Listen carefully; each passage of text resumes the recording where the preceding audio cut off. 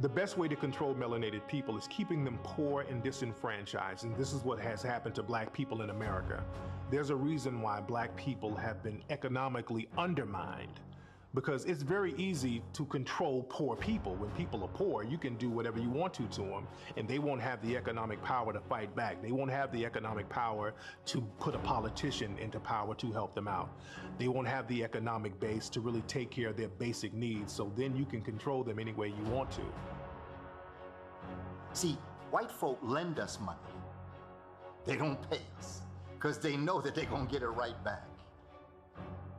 1866 and up to about into the 1920s, black folk had the greatest economic achievement they've ever had in this country. Even though it didn't occur under integration, it occurred under segregation. Those black folk had managed to acquire over 20 million acres of land, according to the United States Census in 1920. 20 million acres of land. But between 1920s and 1950s, they lost almost all of it. Back in the 1920s and up to the 1940s, we had black broom factories, we had black mattress factories. Almost every black major city had at least 2 cab companies. We had black bus companies, we had black shipyard up here in Baltimore.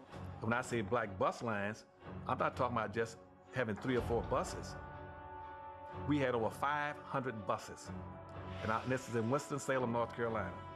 And our bus company didn't just service just the black neighborhoods, it serviced the blacks and the white neighborhoods. We had 2 black cab companies. We had the Harris Cab Companies and the Campbell City Cab Companies. But they used to have their own restaurants. They had the best nightclubs in the country. The blacks had 2 baseball leagues. Each baseball league had 8 teams. We had over 500 of the best baseball players in the world. But what did they do? They wanted to integrate. So as soon as they put Jackie Robinson on the Brooklyn Dodgers, black folks said, we'll give up all of our black baseball leagues, black teams, and all our black players, and we can just get one black boy to play on a white team.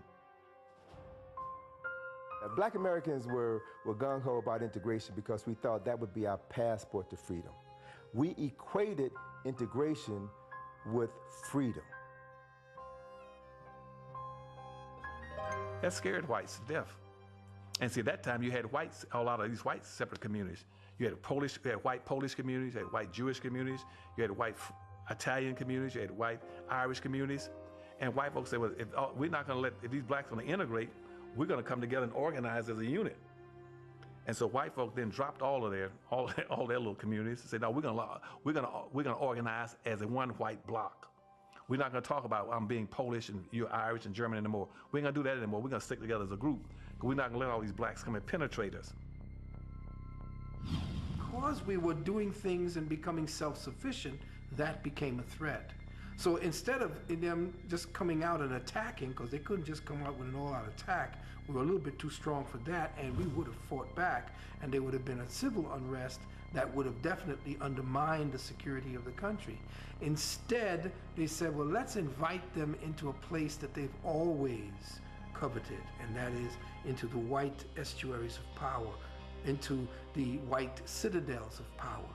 Let us make sure we bring them in and incorporate them to us, and therefore, being that they're going to have to buy their facilities and all their materials from us, they're going to have to interface with us anyway, they're going to dress like us, act like us, and we will take the best of what they have and capitalize eventually and take it over.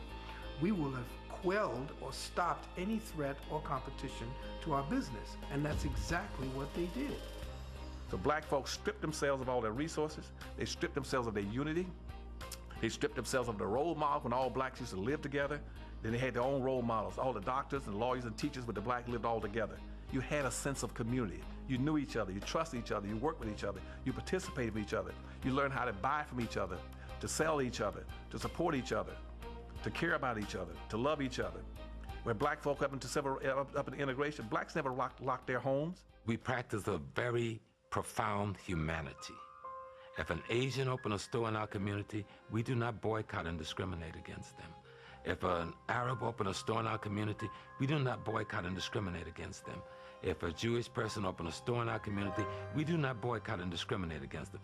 We shop with all peoples. We treat all peoples equally. The problem is they're not treating us equally. See, we caught in our own humanity.